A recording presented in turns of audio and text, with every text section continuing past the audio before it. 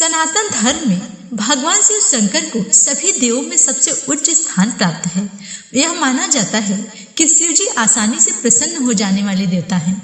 यदि कोई भक्त श्रद्धा पूर्वक उन्हें केवल एक लोटा जल भी अर्पित कर दे तो वे प्रसन्न हो जाते हैं। इसलिए उन्हें भोलेनाथ भी कहा जाता है। यदि आप शिव जी की विशेष कृपा पाना चाहते हैं तो आप श्री शिव रुद्राष्टकम का पाठ करें, और अगर आप पाठ करने में असमर्थ हैं तो आप श्री शिव रुद्राष्टकम को मोबाइल में चलाकर भी सुन सकते हैं। रामायण के अनुसार मर्यादा पुरुषोत्तम भगवान श्री राम ने रावण जैसे भयंकर शत्रु पर विजय पाने के लिए रामेश्वरम में शिवलिंग की स्थापना करके रुद्राष्टकम स्तुति का श्रद्धा पूर्वक पाठ किया था, और परिणाम स्वरूप शिव की कृपा से रावण का भी अंत हुआ था।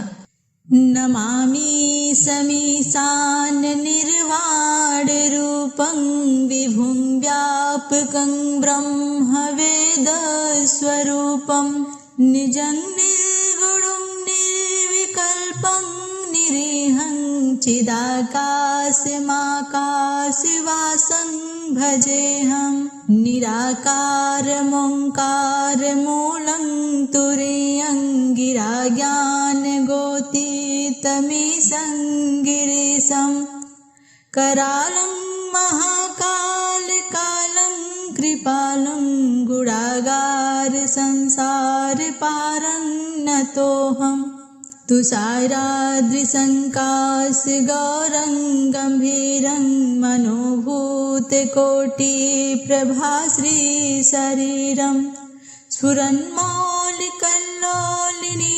चारुगङ्गालसद्वालबालेन्दुकण्ठे भुजङ्गा चलत्कुण्डलं भ्रूसुनेत्रं विशालं प्रसन्नाननं नीलकण्ठं दयालं मृगाधीशचर्माम्बरं मुण्डमालं प्रियं शङ्करं सर्वनाथं भजामि प्रचण्डं प्रकृष्टं प्रगल्भं परेशं अखण्डं अजं भानुकोटिप्रकाशं त्रयः शूलनिर्मूलनं शूलपाणिं भजेऽहं भवानीपतिं भावगम्यं कलातीतकल्याणकल्पान्तिकारी सदा सज्जनानन्ददाता पुरारी चिदानन्द सन्दोह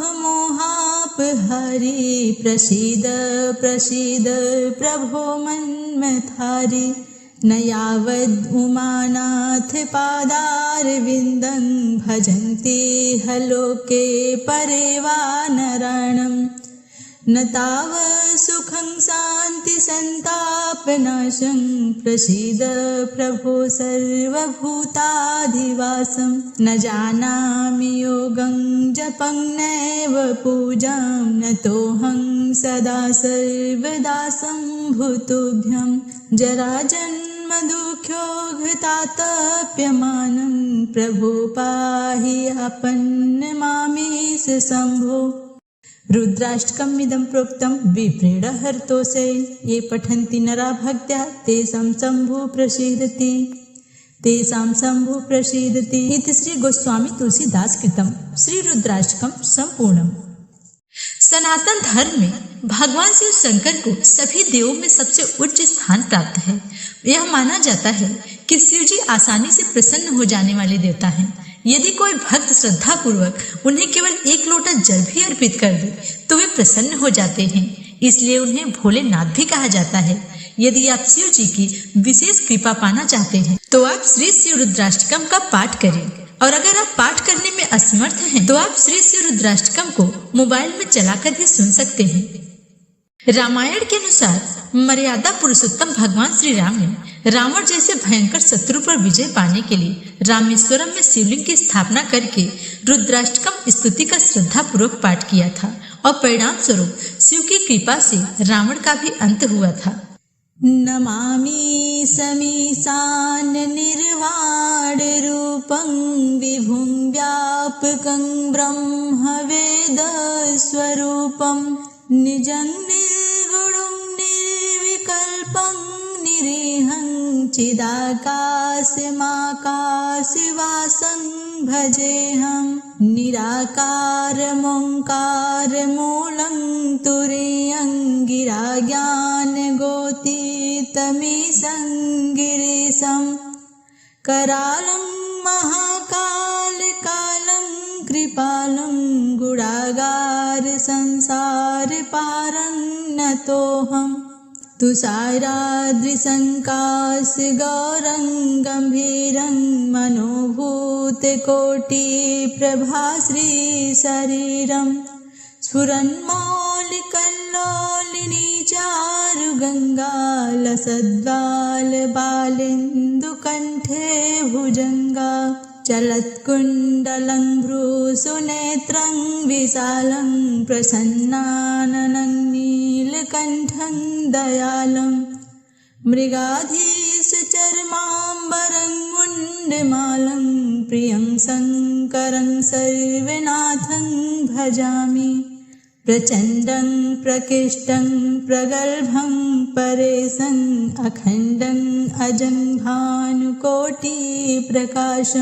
त्रयः शूलनिर्मूलनं शूलपाणिं भजेऽहं भवानीपतिं भावगम्यं कलातीतकल्याणिकल्पान्तिकारी सदा सज्जनानन्ददाता पुरारी चिदानन्द सन्दोह मोहापहारी प्रसीद प्रसीद प्रभो मन्मथारी न यावद् उमानाथ पादारविन्दं भजन्ति हलोके परे वा नराणम् न तावत् सुखं शान्ति सन्तापनाशं प्रसीद प्रभो सर्वभूताधिवासं न जानामि योगं जपं नैव पूजां नतोऽहं सदा सर्वदा सम्भूतुभ्यं जराजन्म दुःख्योघतातप्यमानं प्रभो पाहि आपन्नमामीश शम्भो। रुद्राष्टकमिदं प्रोक्तं विप्रेण हर्तोषे ये पठन्ति नरा भक्त्या तेषां शम्भुः